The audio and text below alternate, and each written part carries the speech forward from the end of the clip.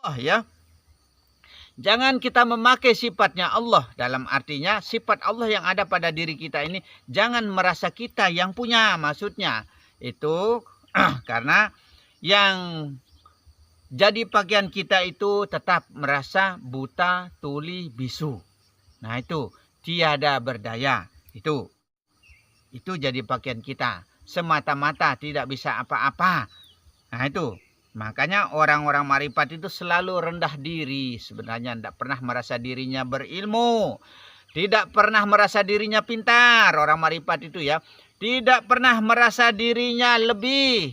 Tidak pernah merasa dirinya berpahala. Orang marifat itu. Tidak pernah merasa dirinya benar. Pokoknya semua itu harus kembali kepada Allah. Maksudnya begitu. Tetap kepunyaan Allah semua maksudnya. Maka tetap kembali kepada Allah. Kalau kita sudah pandai mengembalikan semua apa yang ada pada diri kita. Dan pandai mengembalikan apa yang ada pada luar diri kita ini. Alam ini maksudnya. Maka sesungguhnya di akhirat nanti tidak ada yang dipersoalkan. Dan tidak ada yang akan dijawab. Nah itu tidak ada soal dan jawabnya Allah. Nah itu maka kita sudah dari sekarang kita harus pandai-pandai mengembalikan kepada Allah. Semua itu adalah semata-mata hak milik kepunyaan Allah. Maksudnya ya. Simpanlah baik-baik dalam hatimu. Maka jangan sampai kita keluarkan ilmu ini ya. Nanti ibarat kotoran kita ya. Kotoran yang ada di dalam perut kita ini. Kalau di dalam tempatnya tetap dia bersih. Tetap dia suci. Tapi kalau kita keluarkan sekalipun sedikit najis. Seperti kencing kita ya. Kencing kita keluarkan sekalipun sedikit najis. Atau berak kita kalau kita keluarkan sekalipun sedikit juga kotor. Najis. Nah seperti itulah ilmu ini.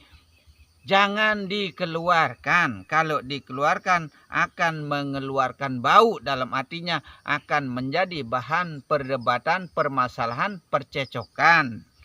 Maka kita lihat saja di konten kita ini ya. Ada yang benci kita. Ada yang kurang senang dengan kita dalam artinya ya. Ada yang menghujah kita. Dan ada yang bermacam-macam. Karena itu sesuai dengan pemahamannya mereka. Maka tingkatan kita ada yang tingkatannya syariat, ada yang tingkatan pemahamannya tarekat, ada yang pemahamannya sampai hakikat, dan ada pemahamannya sampai kemakrifatan kepada Allah. Tapi ingat, makrifat ada, makrifat ikut-ikutan. Nah, ini yang perlu kita pahami. Jangan sampai kita tergolong orang yang makrifat ikut-ikutan. Nah itu. Tapi sesungguhnya ya. Saya berikan pemahaman. Sesungguhnya sekalipun kita hanya sekedar ikut-ikutan. Ibarat uang 1 juta ya. Ibarat uang ini 1 juta. Yang satunya itu sobek atau sumbing ya. Terobek dalam artinya. Tapi kurang 1 juta jadinya. Dalam arti kata ya. Dalam arti kata sekalipun ada kekurangannya kita. Tapi sudah masuk dalam golongan 1 juta. Dalam artinya sekalipun kita kurang pemahaman kita dalam kemarifatan, dalam artinya sudah masuk golongan para ulama, umaroh anbiya, para wali. Wakil-wakilnya Allah, insya Allah seperti itulah pemahaman-pemahaman yang ada dalam kemarifatan ini. Seperti itu ya. Kalau kamu kurang jaga, nah kalau kita itu tidak menjaganya ya, selalu kita keluarkan maksudnya keilmuan ini. Selalu kita beberkan kepada sembarang orang maksudnya. Contoh nyata ya. Kita akan dihujah orang. Jadi pembicaraan orang. Lama-lama kita malu. Nah seperti itu.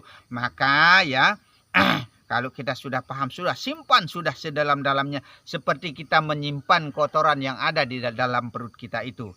Kalau di dalam dia tetap bersih. Begitu saja. Maka janganlah engkau menzahirkan kalamnya Allah. Nah itu. Jangan kita zahirkan. Jangan kita nyatakan. Jangan kita keluarkan. Sekalipun sedikit akan mengeluarkan bau. Nah seperti itu. Kalau kamu kurang jaga. Kalau kita tidak jaga. Tentu kamu mendapat celaka. Nah dibicarakan orang kita jadinya. Dari dunia sampai di akhirat. Nah jangan sampai. Kalau semua orang sudah menyalahkan kita. akhirnya karena pada manusia itu adalah kesempurnaannya Allah, maka jangan sampai Allah juga menegur kita. Nah, seperti itu. Salah-salah menjadi gila di jalan-jalan. Nah, jangan sampai kita menjadi gila di jalan-jalan. Orang yang gila berjalan ke sana dan kemari itu gila karena ilmu. Itu gila karena ilmu. Ya, orang yang jalan terus kerjanya itu kemana-mana, di mana-mana kok kita jumpai dia, di mana-mana kok kita temukan dia. Contoh ya, seandainya di Lombok, seandainya saya menjalankan seperti itu ya, tahu-taunya sedikit-sedikit saya ditemukan di Lombok Timur, tapi saya jalan kaki. Tahu-taunya sedikit-sedikit, kapan saja dan di mana saja, orang kemana saja kok temukan saya di Lombok Barat, temukan saya di Lombok Tengah, di mana-mana kok orang temukan saya. Itu sebenarnya bukan gila sebenarnya ya, karena dia itu mengikuti kehendak ya. Nah, karena dia ingat langkahnya itu adalah langkah Allah. Dia ingat kehendak itu adalah kehendaknya Allah. Maka dia sebenarnya berzikir. Dia selalu ingat kepada Allah dalam kehendaknya, dalam langkah, dalam kedipan matanya, dalam apapun geraknya. Dia ingat kehendak Allah atau geraknya Allah yang ada pada dirinya. Itu yang selalu dia amati sebenarnya. Tapi sesungguhnya Allah akan melindunginya. Tidak kenal panas, tidak kenal hujan, dan tidak kenal lapar. Sebenarnya orang-orang begitu. Tapi kita menganggap dia gila stres karena ilmunya. Nah itu kalau kita sudah paham, dia itu paham ilmu. Akhirnya kita menganggap dia gila stres sebenarnya. Tapi ada yang gila betulan ya. Menurut jalan kemuliaannya atau mengikuti kehendak, maka orang yang seperti itu ya, orang betul-betul paham keilmuan, dia jalan terus kemana-mana, jalan ke hutan, ke gunung, ke bukit, jalan kemana-mana, ke tempat sepi, ke tempat ramai, kemana-mana dia berjalan, dia hanya mengikuti kehendaknya Allah. Nah, itu geraknya Allah yang dia ikuti sebenarnya. Makanya seorang wali ya, kelihatannya sebagai seorang bocah. Nah, kalau wakil-wakilnya Allah, orang yang dekat kepada Allah itu sebenarnya kadang-kadang terlihat itu keanehan. Kadang-kadang seperti anak-anak tingkah lakunya. Nah itu. Kenapa seperti itu? Karena dia itu ya sudah merasa seperti anak-anak, dalam artinya sudah tidak memikirkan dosa, sudah tidak memikirkan pahala, sudah tidak memikirkan surga, sudah tidak memikirkan neraka, sudah tidak memikirkan makan, sudah tidak memikirkan minum, sudah tidak menghiraukan keluarga. Nah, itu orang yang seperti itu hanya ikut kehendak saja. Nah, itu agar jangan ada orang yang membolak-balik pikirannya. Nah, itu maka dia netral caranya ya, netral caranya dalam pergaulan. Seperti itu caranya. Itu orang yang paham keilmuan, maka terlihatlah keanehan-keanehannya.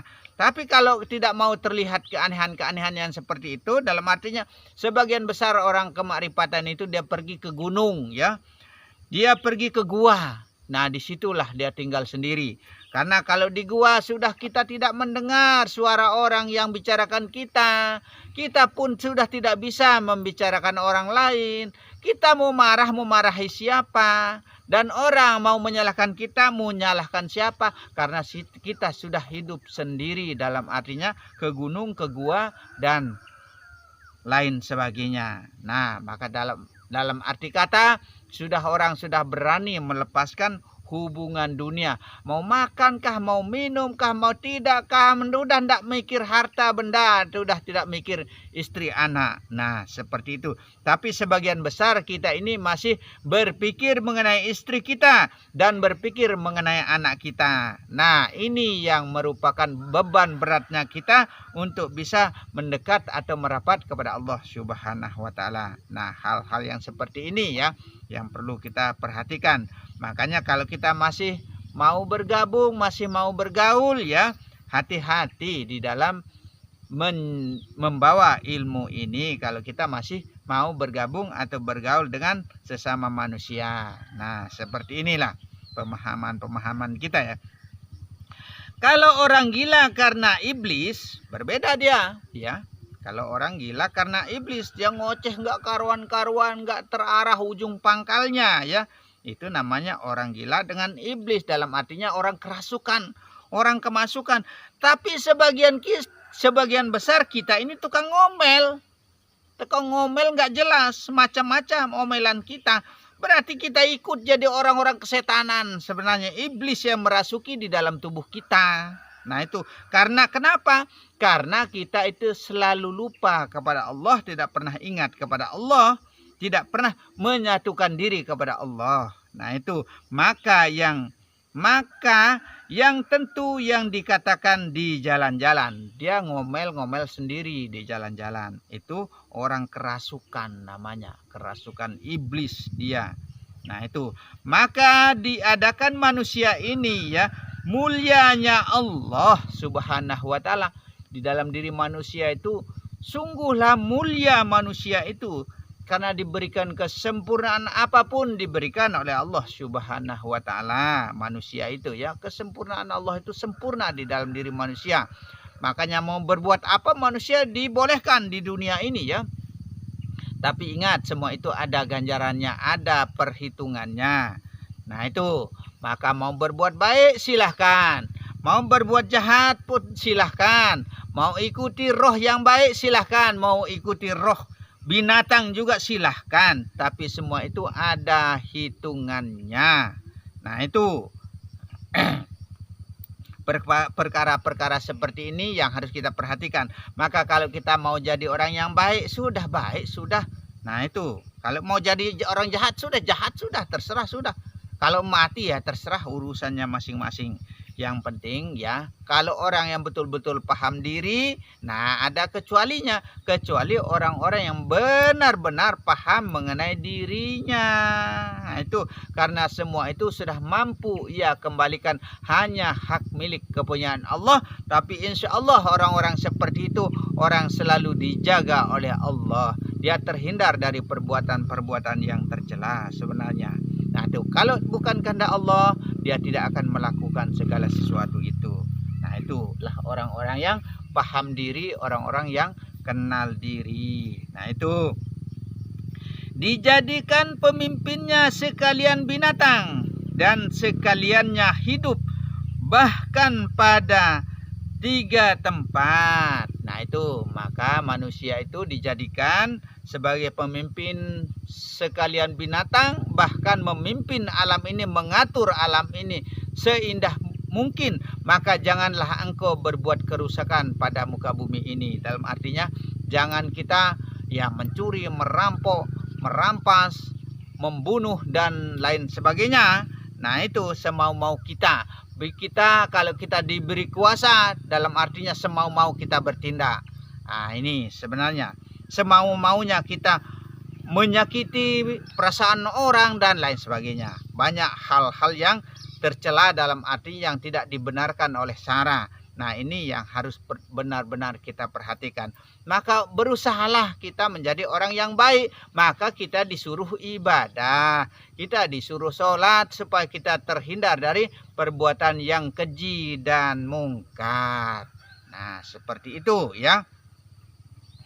Menjadi pemimpin, ya, ya, hidup di darat, ya, kita disuruh, kita manusia itu, ya, saking karena mulianya manusia, ya, sehingga dia memimpin di darat. Maka jadilah kita raja, jadilah kita presiden, jadilah ke rendah-rendahnya presiden rumah tangga. Nah itu menjadilah presiden rumah tangga yang mengatur kadang-kadang. Nah terus dia memimpin di darat. Makanya binatang-binatang itu tunduk sebenarnya kepada manusia. Nah, bagaimana contohnya? Mana contohnya binatang tunduk kepada manusia? Contoh sapi tunduk sama manusia, kuda tunduk sama manusia, gajah tunduk kepada manusia. Maka dikatakan di dalam Al-Quran, sebagiannya itu dijadikan tunggangannya, tungganganmu, dan sebagiannya itu untuk dimakan, tapi bukan semua yang boleh dimakan. Maka babi, contohnya daging babi kita dilarang. Banyak hal-hal yang dilarang. Ini adalah hukum, maka kita harus taati hukum yang disebut dengan 7 hukum yang ada di dalam syariat harus kita patuhi, yaitu wajib, sunat, haram, makruh, mubah, sah, dan batal. Ini tidak perlu saya uraikan karena rata-rata kita sudah dari kecil kita pelajari 7 hukum ini ya. Wajib, sunat, haram, makruh, mubah, sah, dan batal. Maka kita harus kembali kepada hukum itu. Kalau kita tidak kembali kepada syariat ya, maka brutal nanti jadinya kita. Nah, itu jangan sampai terjadi hal-hal yang seperti itu. Nah, seandainya contoh ya, kalau semua kita mau benarkan, semua kita mau bolehkan ya, seandainya istri kita dirayu orang bagaimana? Nah, itu. Seandainya kita mau merayu istri orang bagaimana? Nah, seperti itu. Seandainya kita merebut istri orang, bagaimana? Marah tidak? Emosi kita. Jangan sampai seperti itu. Maka jangan sampai kita mengatakan ikhlas, redo, pasrah, serah. Tapi kalau kita tidak kembali ke aturan adab kita ke sesama manusia, ya tidak kembali ke syariat dalam artinya ya, amburadul nanti jadinya. Nah, seperti itu. Itulah aturan-aturan kehidupan, semua itu ada aturannya, maksudnya begitu. Maka di situ ada hukum-hukum yang harus kita taati. Maka dasarnya untuk kita belajar kemarifatan kepada Allah Subhanahu wa taala ini harus kita betul-betul memahami syariat. Dalam artinya harus syariat kita mantap. Nah, syariat kita mantap supaya jangan lepas kepada syariat. Nah, itu mentang-mentang nanti sudah tahu namanya sholat yang tiada berkeputusan, sujud tiada berkeputusan, zikir yang tiada berkeputusan, sembah yang tiada berkeputusan, segala-galanya sudah paham, sudah tahu. Jangan sampai nanti melalaikan hukum-hukum yang ada di dalam syariat. Maka kita dasarnya untuk kita mempelajari ilmu kemarifatan kepada Allah ini, sebenarnya syariat kita harus mantap dulu. Nah, seperti itulah. Sebagai dasar utama kita untuk memahami ilmu ke dalam, maka syariat, tarekat, hakikat, dan makrifat dulu. Baru kita belajar kemarifatan. Nah, itu. Nah, memimpin di air. Nah, makanya kita menjadi nelayan. Kita yang atur ikan-ikan itu. Kita tangkap dan kita pancing, bahkan sampai diracun. Masya Allah, jangan merusak namanya ya. Itu sebenarnya yang rugi adalah diri kita sendiri. Mengebom ikan dan lain sebagainya. Kita rugi sendiri nanti. Dalam artinya punahlah ikan itu. Musnahlah ikan itu. Akhirnya kita kelabakan juga untuk mencari kehidupan. Nah, itu maka dikatakan janganlah engkau berbuat kerusakan di muka bumi ini sebenarnya. Nah, itu yang kira-kira merupakan perbuatan yang mudarat ya. Seperti perang dan lain sebagainya. Jangan kita seperti itu sebenarnya. Itu tidak dibenarkan juga oleh Allah Subhanahu wa taala. Maka yang dibunuh dengan yang membunuh sama saja hukumnya ahli-ahli neraka semua. Nah, seperti itu. Maka Allah membenci orang-orang yang suka membunuh sebenarnya. Maka dosa yang terbesar itu adalah berzinah, memfitnah, dan membunuh. Mudah-mudahan kita bisa memahami maksud dan tujuan perkataan-perkataan saya di sini ya. Maka kita ini dijadikan suatu pemimpin, yaitu memimpin di darat, memimpin di air, bahkan memimpin di udara. Sehingga ada pesawat-pesawat terbang. Nah, ada juga yang memimpin burung-burung yang terbang. Maka kita tembak, maka kita tangkap. Nah, sebenarnya seperti itu. Nah, tapi kalau kira-kira tidak berguna dan tidak kita manfaatkan, ya jangan dijalankan. Nah, itu yang dalam artinya mana yang merugikan salah satunya jangan jangan dijalankan. Begitu saja intinya ya. Memimpin di udara, hidup pada hawa. Nah, orang yang hidup pada udara dalam artinya hidup pada hawa dalam artinya orang mencari hidupnya melalui terbang, caranya mencari uang, mencari rezeki, termasuk yang dimaksudkan di sini. Bergantung yang hidup pada 3 tempat itu diringkas menjadi 2. Nah, itu diringkas menjadi 2, yaitu la ya, akulah sebenarnya.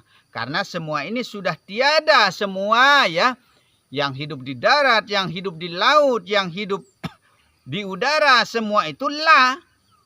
Sudah tidak ada. Nah, la, kalimah la dari la ilaha illallah ya. Maka dikatakan lainnya mentiadakan segala sesuatu yang ada lah, ya, mentiadakan segala sesuatu, semua itu sudah tidak ada, tiadakan sudah semua itu menjadi akulah maksudnya. Tapi aku itu siapa? Nah ini yang zahir, yang batin sama warnanya, sama rupanya, sama caranya. Itu. Maka bedakan antara zahir dan batin. Hakul Adam dan hakullah.